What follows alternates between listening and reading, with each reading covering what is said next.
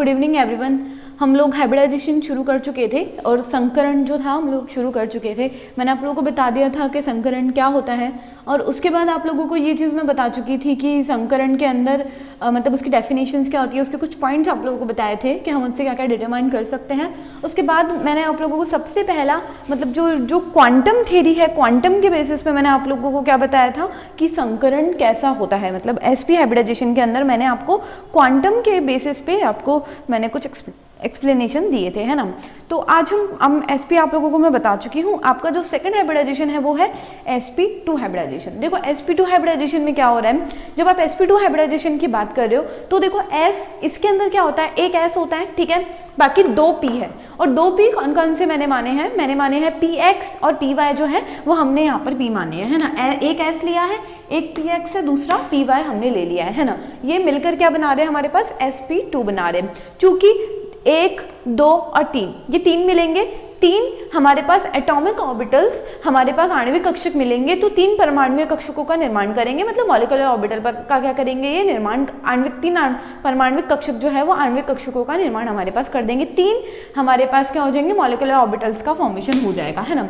अब वो जो 3 मॉलिक्यूलर ऑर्बिटल्स बने हैं उन तीनों के लिए क्या होगा, हर किसी के लिए अपना एक तरंग फलन का मान होगा। मतलब उन सब के लिए अपनी एक खुद की साई की वैल्यू होगी। तो उन तीनों में से पहले वाले के लिए साई की वैल्यू है साई 1, दूसरे वाले के लिए साई की वैल्यू है साई 2, तीसरे वाले के लिए साई की वैल्यू है साई 3, है ना। तो सबसे पहले हम क्या करते हैं, साई 1 की कैलकुलेशन कर रहे हैं। साई 1 जो है वो हमारे पास हमने पहले भी यही लिया था, a1 Sai s plus b1 Sai px हमने ले लिया है ना। साई 1 है, ये आप लोगों को याद रखना है कि जो आपका साई 1 है वो आपको किसके बराबर मिल जाएगा, इसके बराबर आप लोगों को ये चीज़ मिल रही है ना। उसके बाद मैंने क्या किया, मैंने इसका वर्क कर दिया, इसको स्क्वायर कर दिया। तो साई स्क्वायर हो गया, साई 1 का स्क्वायर हो गया, फिर a1 साई s का स्क्वायर हो गया, उसके बाद b1 साई px का स्क्वायर हो गया, फिर 2ab साई s px हमको मिल गया। ये हमने पहले भी ऐसे ही किया था। उसके बाद हम ये चीज़ जानते हैं कि जितने भी संकरित कक्षक हैं, मतलब जैसे साई 1 है तो ये क्या हो जाएंगे, हमारे पास क्या हो जाएंगे, प्रसामान्यीकृत हो जाएंगे या फिर जिनको कहते हैं नॉर्मलाइज्ड हमारे पास हो जाएंगे। ये तीनों ही हमें क्या मिलेंगे, नॉर्मलाइज्ड कह लूँ या फिर मैं इसे क्या कह सकती हूँ, प्रसामान्यीकृत क्या है, हमें ये मिल जाएंगे। उसके बाद तो ये हमें इसको मैंने स्क्वायर कर दिया तो मुझे ये मिल गया। उसके बाद मैंने क्या कर दिया, इसको इंटीग्रेट कर दिया। इसको जब मैं j मतलब जो भी इसका आयतन है, जो भी इसका वॉल्यूम है, जो भी इसकी एरिया की, उसके रिगार्डिंग मैंने इसको वो उसकी प्रोबेबिलिटी निकालने के लिए मैंने इसको क्या कर दिया, इंटीग्रेट कर दिया। इंटीग्रेट करने पर क्या होगा, देखो ये एक दूसरे से क्या है, प्रसामान्यीकृत है। नॉर्मलाइज्ड के लिए मैंने आपको बताया कि इसका मान हमको कितना मिलता है, 1 मिलता है, तो इसकी वैल्यू मिल जाएगी मुझे 1, है ना। ये साई s भी एक दूसरे से क्या है, साई s एक दूसरे से क्या है, प्रसामान्यीकृत है, नॉर्मलाइज्ड है, तो इसका वैल्यू भी मुझे मिल जाएगा 1। उसके बाद px भी नॉर्मलाइज्ड है तो इसका वैल्यू भी मुझे मिल जाएगा 1। लेकिन मतलब ये s साई s हमारा जो s ऑर्बिटल है वो, और ये जो p ऑर्बिटल है वो, ये हमारे पास क्या है, ऑर्थोगोनल है, मतलब लंब कोणीय है। इसका मतलब इसका मान हमें कितना मिलेगा, 0। तो ये मान हमें मिल गया 0। तो हमारे पास 1 इक्वल्स टू हो गया a1 प्लस b1 स्क्वायर, हमें ये मिल गया, है ना। अब देखो हम ये चीज़ बहुत अच्छे से जानते हैं। आज जब आप लोगों को sp2 हाइब्रिडेशन पढ़ाया गया होगा तो आपको बताया होगा कि ये कितने परसेंटेज रहता है, कितने परसेंटेज रहता है, ये तो रहता है 33.3% समथिंग, और ये रहता है आपके पास 66.6% समथिंग रहता है ना। इसका मतलब ये कि टोटल 1 अगर मानो, मतलब इन दोनों को जोड़कर 100% बनता है, दोनों को 33.3 प्लस 66.6 मिलाकर आपको 100% बनता है ना। अगर मैं इस 100% को किसके बराबर मान लूँ, 1 के बराबर मैं अगर मान लूँ, है ना, तो s का कितना पोर्शन हो गया, 1/3% हमारे पास क्या हो गया, s का पोर्शन हो गया। मतलब s जो है वो हमारे पास 1/3 पोर्शन कवर करते हुए हो जाएगा। 100 में आप देख लो, इसका जब आप ये करोगे तो आपको पता लग जाएगा कि 1/3 पोर्शन आप लोगों को मिल रहा है ना। तो s हमारे पास क्या हो जाएगा, s की प्रोबेबिलिटी या s के पाए जाने की प्रायिकता कितनी हो जाएगी, हमारे पास 1/3 हो जाएगी। तो वो तो कांस्टेंट रहेगी तीनों में, इसमें भी 1/3, इसमें भी 1/3 और इसमें भी 1/3, है ना। तो A1 क्या दर्शा रहा है हमारे पास, साइवन के पाए जाने की प्रोबेबिलिटी दर्शा रहा है। तो इसका मतलब ये A1 स्क्वायर जो हमारे पास क्या हो जाएगा 1/3 के बराबर आप लोगों को मिल जाएगा, क्योंकि हमें इसके अकॉर्डिंग प्रोबेबिलिटी कितने मिलती है, S के पाए जाने की मिलती है 1/3 मिलती है। देखो 3 है, 1 2 और 3, तो तीनों कैसे देख लो, एक ये है बटा टोटल 3 है, तो 1/3 हमें किसकी प्रोबेबिलिटी मिल जाएगी, S की प्रोबेबिलिटी मिल जाएगी। तो वही है, S की प्रोबेबिलिटी 1/3 हो जाएगी। A1 का मान हमें मिल जाएगा 1/√3, हमें इसका A1 का मान मिल जाएगा। इसके बेसिस पे मैंने यहाँ पर फिर एक की जगह तो 1 लिख दिया, A1 स्क्वायर की जगह मैंने 1/√3 लिख दिया, मैंने 1/√3 लिख दिया, या फिर A1 स्क्वायर है तो A1 स्क्वायर 1/3 है, 1/3 लिख दिया, प्लस B1 स्क्वायर मुझे मिल चुका है।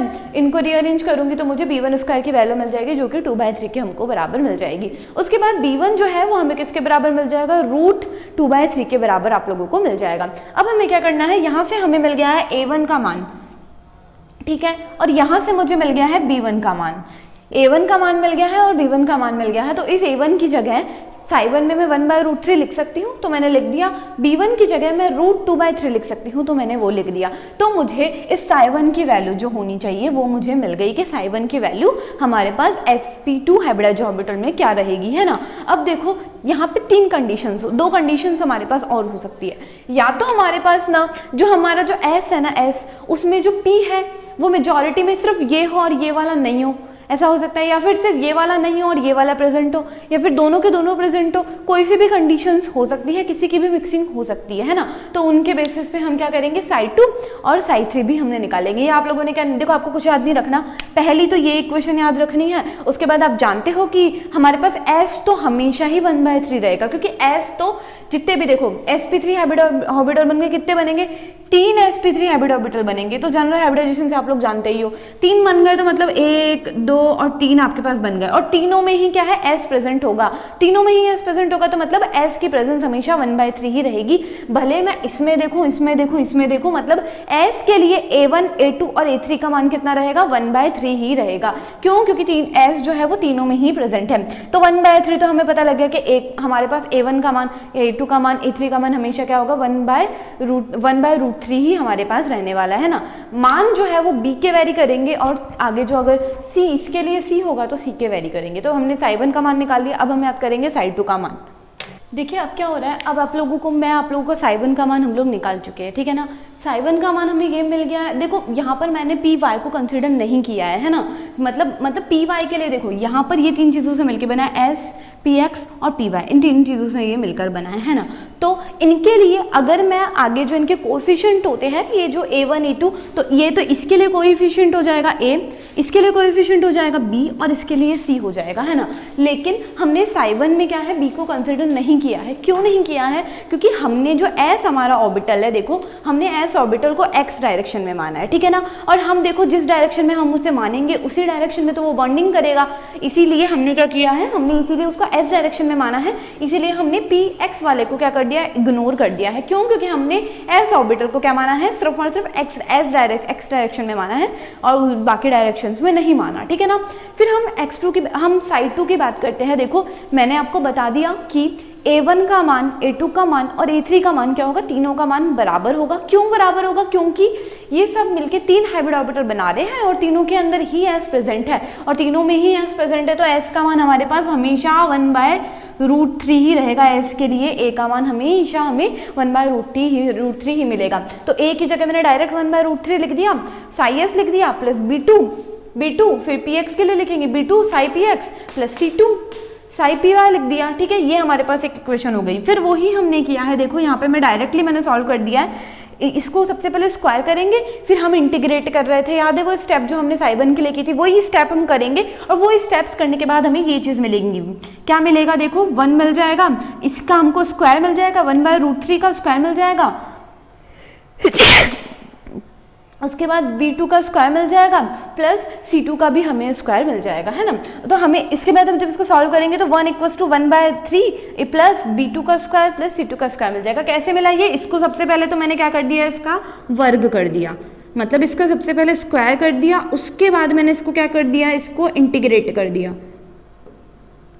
ये स्टेप हम पहले वालों में भी कर चुके हैं, तो मैं आपको बता चुकी हूँ, बहुत कॉमन सी स्टेप है। उसके बाद क्या करेंगे, हम साई 3 भी इस तरीके से लिख सकते हैं। साई 3 के अंदर भी s का मान तो 1/√3 रहेगा, 1/√3 साई s, फिर प्लस b3 साई px हो गया, plus c2 plus psi py हमको मिल गया। उसके बाद सेम चीज जो ये करेंगे, वर्ग करेंगे और इंटीग्रेट करने पे हमें ये इक्वेशन हमें मिल जाएगी, है ना। उसके बाद क्या करते हैं, देखो मैं आपको बता चुकी हूँ कि साई 1 एक दूसरे से तो क्या है, नॉर्मलाइज्ड है ना, मतलब प्रसामान्यीकृत है। लेकिन साई 1 जो है वो इस साई 2 से खुद से तो ये क्या है हमारे पास, प्रसामान्यीकृत है, लेकिन ये साई 1 इस साई 2 से और ये साई 2 इस साई 3 से और ये साई 1 इस साई 3 से क्या है, ऑर्थोगोनल होता है, मतलब लंब कोणीय होता है। इसका मतलब ये कि जब हम इसको साई 1 और साई 2 को हम इंटीग्रेट करेंगे तो हमें मान कितना मिलेगा, ऑर्थोगोनल है, लंब कोणीय है, ठीक है ना। तो हमें कितना मिलेगा, ये मान 0 मिलेगा। ऑर्थोगोनल है, लंबकोणीय है, इसका मतलब हमें इसका मान कितना मिलेगा, 0 मिलेगा। तो साई 1 का मान मैंने निकाला था पहले, ये वाला मान मैंने उठा के यहाँ रख दिया, ठीक है। साई 2 का मान हमारे पास ये है, ये मान उठा के मैंने यहाँ रख दिया। ये हमें किसके बराबर मिलना चाहिए, 0 के बराबर मिलना चाहिए। इसको अंदर की तरफ मैं जब मल्टीप्लाई करूंगी तो देखो Sai 1/√3 Sai s plus psi 1/√3 Sai s into Sai s का मान कितना होता है, देखो ध्यान रखना, साई s का स्क्वायर डी टॉ का मान हमारे पास होता है 1, है ना, ठीक है। तो ये और ये मिलके हमें 1 बना देंगे और 1/√3 मिलके हमें क्या बन जाएगा, 1/3 हमें मिल जाएगा। तो ये इससे मल्टीप्लिकेशन पर तो ये दे देगा। दूसरी चीज ये कि psi s dot psi px dot D tau हमें कितना मिलता है, 0 मिलता है, ठीक है ना। तो हमें जब ये इसके साथ मल्टीप्लिकेशन करेगा तो हमें 0 मिल जाएगा, तो कैंसिल हो गई टर्म। उसके बाद हम बात करते हैं psi s psi P Y D tau जो है वो भी आपको कितना मिलता है, 0 ही मिलता है। तो ये जो है ये इसके साथ मल्टीप्लिकेशन करके क्या दे देगा, p a y p x p y के साथ 0 आपको दे देगा। तो बाकी चीजें कैंसिल हो गई, सिर्फ बच गया इतना सा, है ना। अब इसको अंदर की तरफ मल्टीप्लाई करेंगे तो 1√2/3 साई पी एक्स जो है वो इसके सी एस के साथ करे, साई एस के साथ करेगा, तो वही ये वाली चीज से ये हमको 0 मिल गया। फिर ये पी एक्स से ये पी एक्स से करेगा तो देखो क्या मिलेगा, √2/3, ठीक है, b2, ठीक है। और साथ में क्या होता है, साई पी एक्स का होल स्क्वायर डी टॉ आपको क्या मिल जाता है, 1 के बराबर मिल जाता है। तो वो चीज़ आपको 1 के बराबर मिल गई तो ब्रैकेट में 1 लिख दो या मत लिखो, बात एक ही है। फिर psi p x p y के साथ करेगा तो पी एक्स और पी वाई भी एक दूसरे से करेंगे तो ये भी हमको क्या देते हैं, 0 देते हैं। तो बाकी चीज़ें 0 हो गई, बच गया इतना सा, है ना। अब देखो मैं क्या कर सकती हूँ, मैं इस चीज को उठाकर मैं इसको उठा के वहां ले जा सकती हूँ, है ना। तो मैं जब इसको सॉल्व करूंगी, जब मैं इस चीज को देखो, इस चीज को जब मैं सॉल्व करूंगी तो 1/3 बराबर मुझे मिल जाएगा -1/√2/3 b2 के बराबर मुझे मिल जाएगा।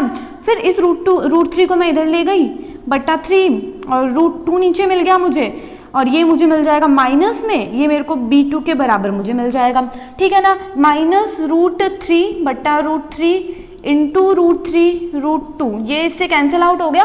तो मुझे क्या चीज़ें मिल गई, 3 दूनी 6 -1/√6 मुझे b2 का मान मुझे मिल जाएगा, है ना। तो b2 का मान मुझे मिल चुका है इसके अंदर, है ना। अब देखो जब मुझे b2 का मान मिल गया है तो मुझे ये b2 का मान किसके लिए मिला है, b2 का मान मुझे मिला है साई 1 2 के लिए, मतलब b2 किसके अंदर है, b2 यहाँ पर है। तो मैं इस इक्वेशन में क्या कर सकती हूँ, b2 का मान मैं लिख सकती हूँ, है ना। b2 का मान मैं लिख सकती हूँ, और इसके अलावा यहाँ लिखने के अलावा मैं ये वाले के अंदर भी b2 का मान मैं लिख सकती हूँ, है ना, क्योंकि अभी हमको c2 का मान भी निकालना है। तो 1 = हो गया, 1 हमें जो है बराबर मिल जाएगा, देखो ये 1 = हमें मिल जाएगा 1/3 प्लस b2 स्क्वायर हमें क्या मिलेगा, 1/6 के बराबर मिल जाएगा, है ना। 1/6 प्लस c2 स्क्वायर का c2 स्क्वायर हमने ले लिया, तो यहाँ से हमें c2 स्क्वायर की वैल्यू मिल जाएगी 1/2 मिल जाएगी, और c2 की वैल्यू मिल जाएगी +-1 1/2 के बराबर मिल जाएगी, है ना। तो मुझे देखो इस इक्वेशन के अंदर जो साई 2 हमारा था वहाँ पे a2 मान तो मुझे पहले से पता है, b2 का मान मैं लिख सकती हूँ यहाँ पर कितना, -1/√6 लिख सकती हूँ, ठीक है। c2 का मान मैं क्या लिख सकती हूँ, या तो प्लस या -1/2 मैं लिख सकती हूँ, है ना। ये हमको क्या चीज़ें हैं, ये मिल चुकी है ना। अब देखो अब आगे हमको क्या करना है, देखो अब आप लोगों को मैंने साई 2 का मान निकालना बता दिया कि साई 2 के वैल्यूज़ आपको किस तरीके से मिलेगी, और लेकिन उसके अंदर हमारे पास मतलब बी C2 के हमको 2 मान मिल गए थे, एक तो प्लस में मिला था और दूसरा माइनस में 1/√2 मिल गया था, प्लस माइनस 1/√2 मिल गया था। अब देखो हम सेम चीज़ हम क्या करेंगे psi3 के लिए अप्लाई करेंगे। psi3 जो होता है हमारे पास इसके बराबर हो जाता है। उसके बाद मैंने आपको बोला कि इसका वर्ग करेंगे, हम इसका स्क्वायर करेंगे और स्क्वायर करने के बाद हम इसको क्या कर देंगे, इंटीग्रेट कर देंगे। तो उस चीज़ को मैं सॉल्व करना आपको 3 या 4 बार बता चुकी हूँ कि किस तरीके से सॉल्व किया जाता है। तो डायरेक्ट सॉल्यूशन याद रख लो, psi3 जो है वो हमारे को 1 बराबर मिल जाएगा 1/3 A3 का स्क्वायर, A3 का स्क्वायर 1/3 हो जाएगा, प्लस B3 का स्क्वायर प्लस C3 का स्क्वायर के आपको बराबर मिल जाएगा, है ना। उसके बाद क्या करना है, देखो मैंने आपको पहले ही बता दिया कि psi1 जो है वो psi2 से,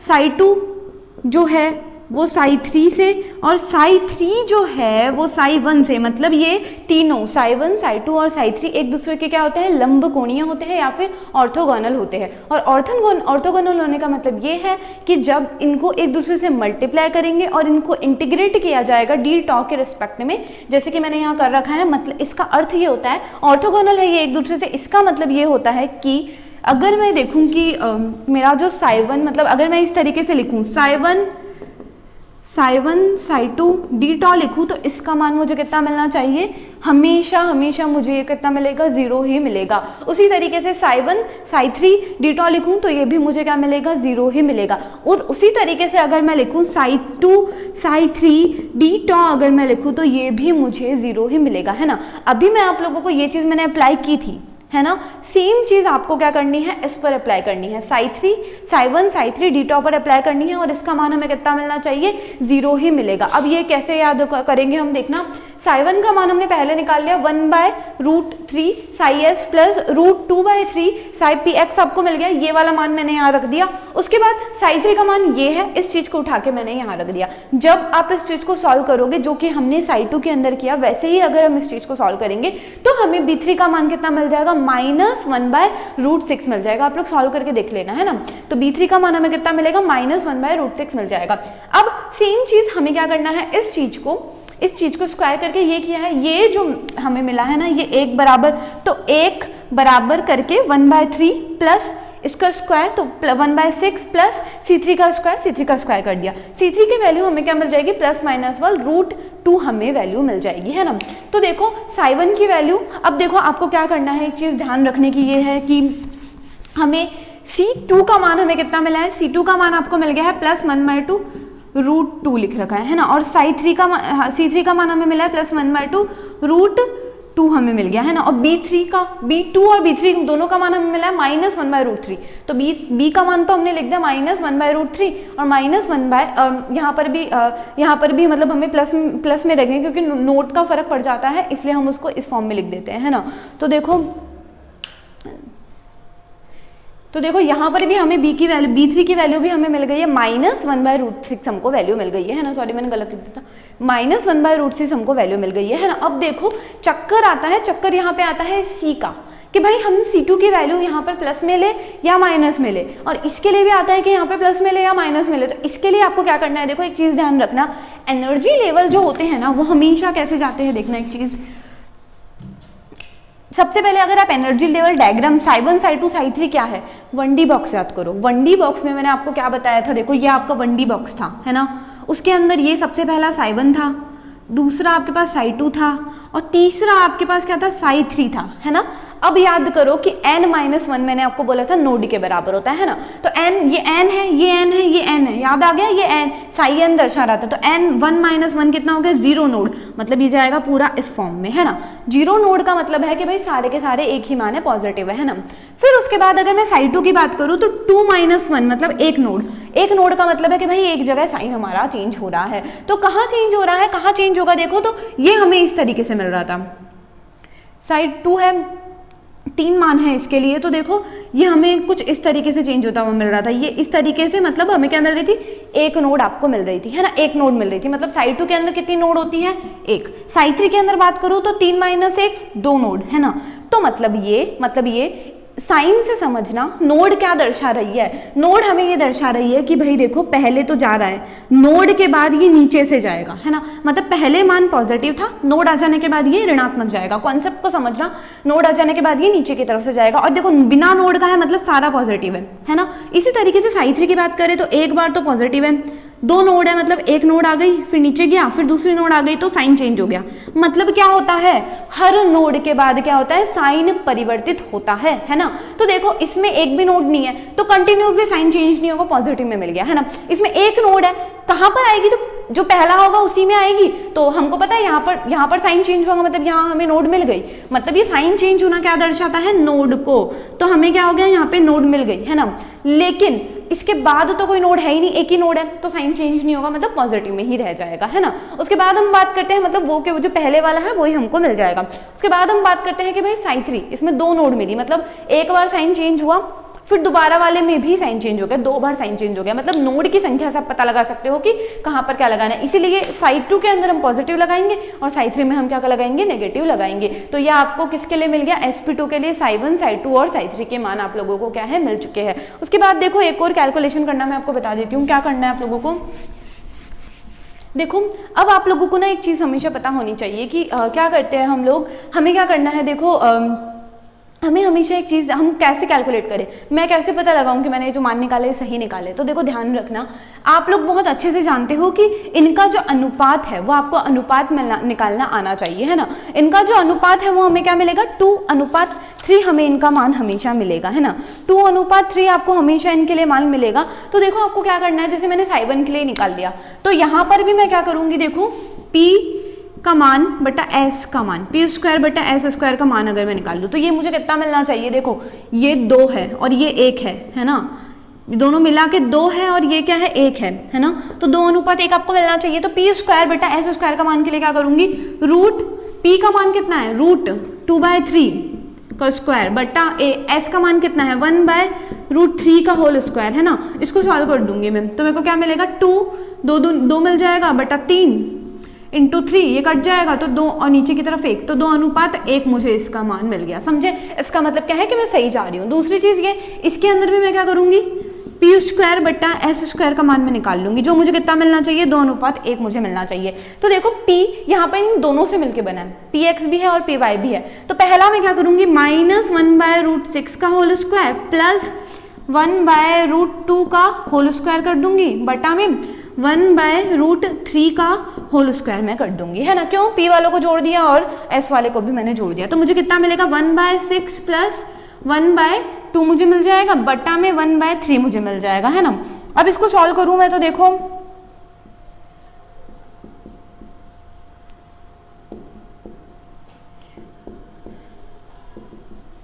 4/2 या फिर मैं कह लूँ 2/1, मतलब 2:1 मिल गया। मतलब देखो एग्जैक्टली हमें यही मिलना चाहिए था। साई 3 के लिए आप लोग सॉल्व कीजिएगा, आपको यही मान मिलेगा, 2:3 में ही मिलेगा। तो इस तरीके से आपको साई 3 का मान भी इस तरीके में, साई 3 के लिए भी आप सॉल्व कर लेना तो आपको 2:1 ही मिलेगा। इसका मतलब हम क्या है, सही जा रहे हैं। अब हम पढ़ते हैं sp3 हाइब्रिडाइजेशन। देखो अभी ना मैंने आप लोगों को ये चीज़ बता दी हूँ, ये साई 1 का मान मैंने आप लोगों को निकालना बता दिया, ठीक है ना। इसके बाद क्या करना है, देखो साई 1 के निकालने के लिए वही चीज़ें हमें दोबारा करनी है जो हम लोग पहले करते आ रहे हैं, वही चीज़ें हमें दोबारा करनी है ना। कुछ भी नहीं करना है। देखो साई 1 का मान आप लोग बहुत अच्छे से जानते हो, साई 1 a1 साई s के बराबर होता है, b1 Sai p a z के बराबर होता है ना। इसके बाद इसको क्या करेंगे, इसका स्क्वायर करेंगे, उसके बाद इसको इंटीग्रेट करेंगे। तो मैंने इसका स्क्वायर करके इसको इंटीग्रेट कर दिया, है ना। उसके बाद मैं आपको बता चुकी हूँ कि साई 1 स्क्वायर का मान आपको हमेशा क्या मिलता है, 1 मिलता है, 1 मिल गया। उसके बाद मैंने आपको ये भी बता दिया कि साई s स्क्वायर का मान है वो हमें 1 मिलता है, तो a1 स्क्वायर बच गया। फिर pz स्क्वायर का मान भी 1 होता है, तो b1 स्क्वायर भी आपके पास बच गया। और आपको मैं ये भी बता चुकी हूँ साई s pz का मान आपको क्या मिलता है, 0 मिलता है। तो ये आपको क्या मिल जाएगा, ये पूरी टर्म कैंसिल हो जाएगी। तो 1 जो है वो हमें बराबर मिल गया a1 square plus b1 square के आपको बराबर मिल गया, है ना। अब थोड़ा सा देखो वही चीज़ें आपको करनी है। sp3 है, मतलब एक s ऑर्बिटल और 3 p ऑर्बिटल मिलकर क्या बना रहे हैं, 4 sp3 हाइब्रिड ऑर्बिटल का निर्माण कर रहे हैं।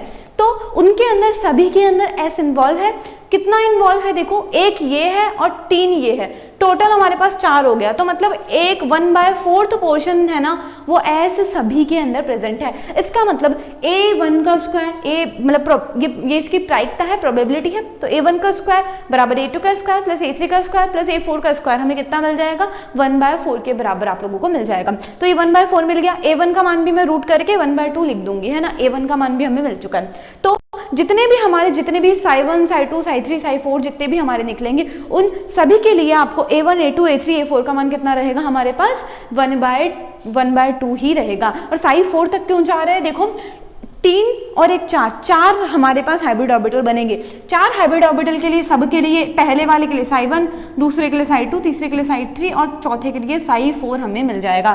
तो हमें क्या करना है, देखो हमें ये मान, इसके मान तो हमें मिल चुके हैं। उसके बाद हम यहाँ से जाते हैं, इसके बाद हमने यहाँ पर a1 स्क्वायर का मान मैंने यहाँ रख दिया, है ना, 1 बराबर हमें मिल जाएगा 1/4 प्लस b1 का स्क्वायर हमें मिल जाएगा, है ना। तो यहाँ से मुझे b1 का स्क्वायर का मान मिल जाएगा 3/4, सॉल्व करोगे आप तो आपको मिल जाएगा। उसके बाद b1 का मान हमें मिल जाएगा √3/2 के बराबर मिल जाएगा, ठीक है ना। ये सारी चीज़ें सॉल्व करना मैं आपको बता चुकी हूँ। उनके बाद क्या करना है, मेरे पास यहाँ a1 का मान है और मेरे पास क्या है b1 का मान है ना, इसके मान को उठा के मैं इस इक्वेशन में रख दूं, है ना। तो a1 की जगह मैंने लिख दिया 1/2, ठीक है। उसके बाद ना 1/2, ठीक है ना। और दूसरा मैंने इस b1 की जगह क्या लिख दिया, मैंने √3/2 मैंने लिख दिया। तो मुझे मिल गया, किसका मान मिल गया, ये मुझे psi1 का मान मुझे मिल चुका है ना। अभी तो मैंने psi1 की गणना कर ली, अब हम psi2 की गणना करेंगे। देखो psi2 जो होता है उसके लिए हम जानते हैं कि भाई ये किन चीज़ों से मिलकर बना होगा। ये हमारे पास ना, ये देखो ये चीज़ें तुमको याद ही रखनी पड़ेगी, कौन सा किससे मिलकर बना। ये कॉन्सेप्ट से एक्सपेरिमेंटल डाटा जो उनका आप कुछ नहीं कर सकते।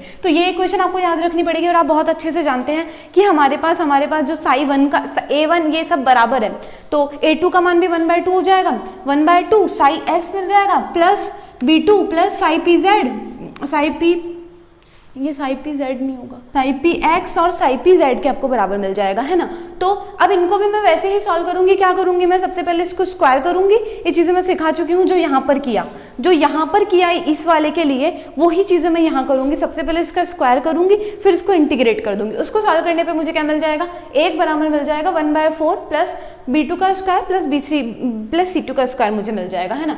उसके बाद हमने ये चीज़ मैं आपको बता चुकी हूँ कि psi1 psi2 psi3 psi4 एक दूसरे के ऑर्थोगोनल होते हैं, मतलब लंबकोणीय होते हैं। मतलब इनके गुणा करने पे इनके इंटीग्रेशन का मान कितना मिलता है, 0 मिलता है। तो हमें psi1 psi2 d2 का मान कितना मिल जाएगा, 0 के बराबर आप लोगों को मिल जाएगा। psi1 का मान, मैंने ये वाला मान जो है मेरे पास, ये उठा के मैंने यहाँ रख दिया psi1 का मान, ठीक है। psi2 का मान ये वाला उठा के यहाँ रख दिया। जब आप इस चीज को सॉल्व करोगे तो देखो क्या होगा, ये वाला तो आप सॉल्व कर ही दोगे, तो 1 जो भी रह जाएगा अंदर की तरफ, है ना। उसके बाद जब आप इसको मल्टीप्लाई करोगे तो देखो x की टर्म नहीं आएगी, कहीं पर भी px की टर्म नहीं बचेगी। ये और ये मल्टीप्लाई होकर हमें 1 का मान दे देगा, तो मतलब pz की टर्म बचेगी। मतलब c2 का मान हम यहाँ से निकाल सकते हैं। तो c2 का मान हमें कितना मिल जाएगा, -1/2 √3 आपको मिल जाएगा, है ना। ये चीज़ें मैं सॉल्व करना आपको बता चुकी हूँ, sp और sp2 हाइब्रिडाइजेशन में मैंने ये चीज़ बताई है।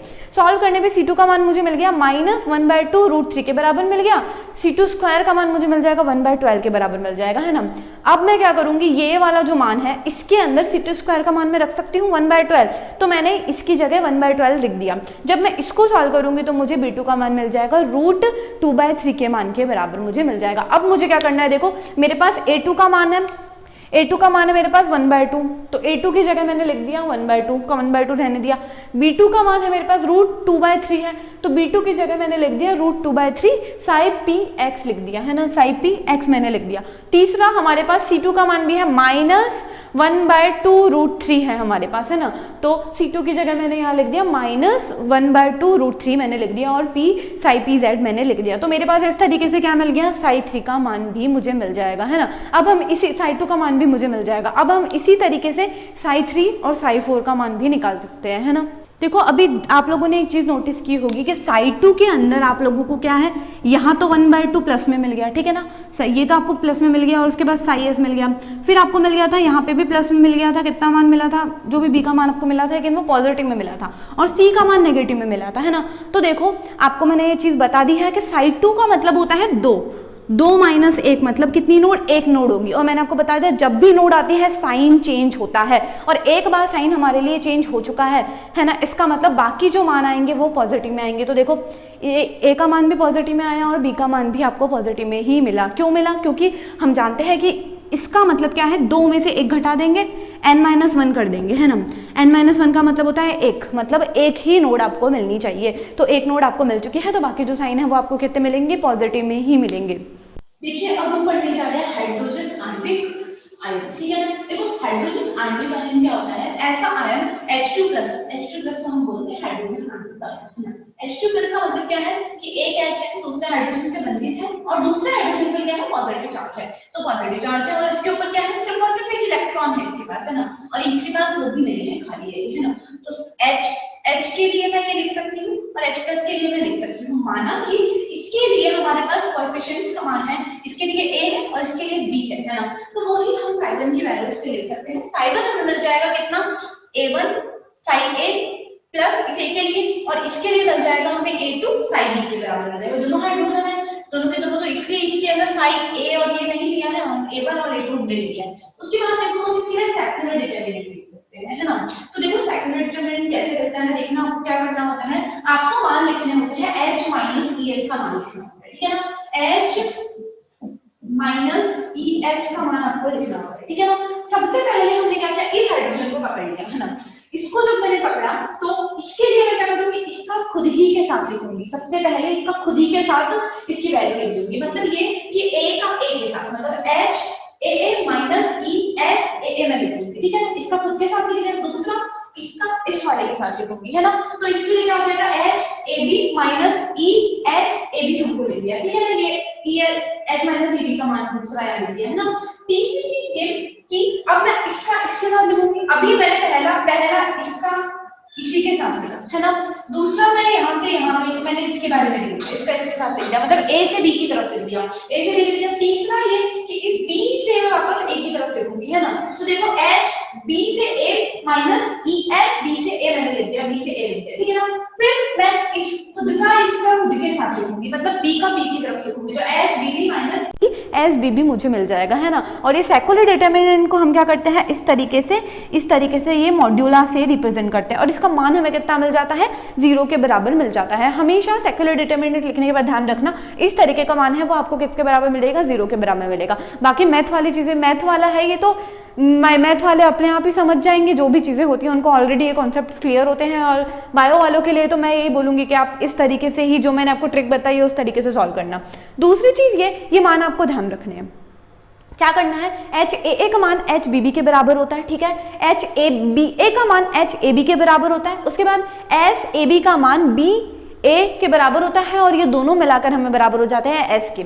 उसके बाद SAA और SBB का मान आपको 1 के बराबर मिल जाता है, ठीक है। तो मैं यहाँ पर चलती हूँ, HAA और HBB बराबर है ना। तो मतलब मैं जहाँ पर भी मेरे पास HBB मिल रहा है वहाँ पर मैं ये दोनों एक दूसरे को इंटरचेंज करके लिख सकती हूँ। तो ये तो मैंने वैसे के वैसे रहने दिया, है ना। ये ऐसे कैसे रहने दूंगी, E का तो E रहेगा, E का कुछ करना ही नहीं है। SAA का मान हमारे पास 1 होता है, तो मैं इस टर्म को गायब कर सकती हूँ, 1 लिख सकती हूँ इसकी जगह। तो HAA माइनस E मुझे मिल गया, है ना। उसके बाद मैं बात कर रही हूँ HAB की जगह मैं ये लिख सकती हूँ, है ना। तो मैंने क्या किया, AB की जगह मैंने क्या लिख दिया, BA का मान मैंने लिख दिया।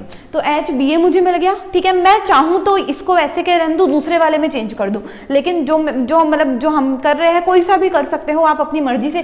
AB को AB रहने दो, इस वाले का मान चेंज कर दो, BA की जगह AB लिख दो, मतलब एक दूसरे को वैल्यूज चेंज करनी है बस। तो AB की जगह मैंने क्या लिख दिया, BA लिख दिया, बराबर SAB का मान हमारे पास S होता है, तो S लिख दिया, है ना। ये मुझे मिल गया। दूसरा फिर हम इसके अंदर करेंगे, BA की जगह मैं क्या लिख दूंगी, BA की जगह मैं BA रहने दूंगी, दोनों को हमको सिमिलर करना है। तो BA का BA रहने दिया, माइनस BA का SBA का मान हमारे पास S होता है, तो S का S रहने दिया, है ना। उसके बाद HBB जो है हमें HA के बराबर मिलता है, तो इसकी जगह HA लिख दिया, माइनस में SBB का मान हमें कितना मिलता है, 1 मिलता है, तो इसकी जगह मैंने 1 लिख दिया और ये रहने दिया, बराबर हमें किसके मिल जाएगा, 0 के बराबर मिल जाएगा। उसके बाद आपको क्या करता है, क्रॉस मल्टीप्लिकेशन करना है, मतलब वज्र गुणा करना है। मतलब ये कि इसको तो इससे गुणा कर देना है, ठीक है,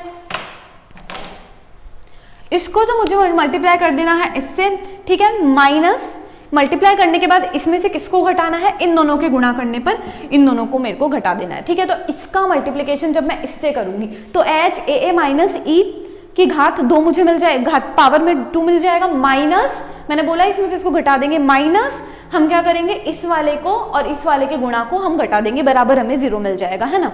ये सेकुलर डिटर्मिनेंट सॉल्व करने का तरीका है, क्या करना है, पहली टर्म से जाते हैं, क्रॉस में जाते हैं, ठीक है, उसमें से हम दूसरे वाले के गुणा को घटा देते हैं। ये सेकुलर डिटर्मिनेंट सॉल्व करने का तरीका है। जब ये सॉल्व कर देंगे तो बराबर 0 हो जाएगा, इस माइनस की टर्म को उधर ले जाऊंगे प्लस में आ जाएगी, फिर रूट को, ये स्क्वायर है इसको रूट में लिख सकती हूँ, रूट में लिख दिया तो मेरे पास एच ए माइनस ई का मान मुझे मिल जाएगा प्लस माइनस एच बी ए माइनस ई एस के बराबर मुझे मिल जाएगा। उसके बाद देखो ये प्लस माइनस है, मतलब 2 मान मुझे मिल सकते हैं, या तो मैं इसको ले लूँ प्लस में या मैं ले लूँ माइनस में। माना कि पहले मैंने इसको माइनस में लिया है, जब मैंने इसको माइनस में लिया है तो एच ए ए माइनस ई मिल जाएगा बराबर माइनस एच बी ए, माइनस माइनस करके प्लस बन जाएंगे तो प्लस ई एस मुझे मिल जाएगा, है ना। उसके बाद एच ए ये माइनस का इधर आ जाएगा, प्लस में हो जाएगा, ये उधर चला जाएगा, तो इस तरीके से मुझे ई का मान मिल जाएगा H A plus H B A बटा एस प्लस 1 के बराबर मुझे ई का मान मिल जाएगा। इसके लिए मुझे कितना मिलेगा, देखो जब मैंने इसको प्लस लिया है तो एच ए माइनस ई जो है बराबर में मुझे मिल जाएगा प्लस एच बी ए माइनस ई ए के बराबर मिल जाएगा। इसको जब मैं सॉल्व करूंगी तो मुझे ई का मान मिल जाएगा H A B minus H B A बट्टा 1 माइनस एस के मुझे बराबर ये मिल जाएगा, है ना। तो इसी तरीके से हम क्या करते हैं, देखो इस तरीके से हमें मान मिल जाते हैं। ये कौन कौन से मान है, देखो ये E1 और जो E2 है, ये जो मान है ये हमें किन के लिए मिले हैं, सममित तथा असममित, मतलब सिमेट्रिक तथा असिमेट्रिक, नॉन सिमेट्रिक जो हमारे पास रहते हैं, एंटी बॉन्डिंग जिनको बोलते हैं हम, उनके लिए हमें सेक्युलर डिटर्मिनेंट की एनर्जीज के मान हमें मिल चुके हैं।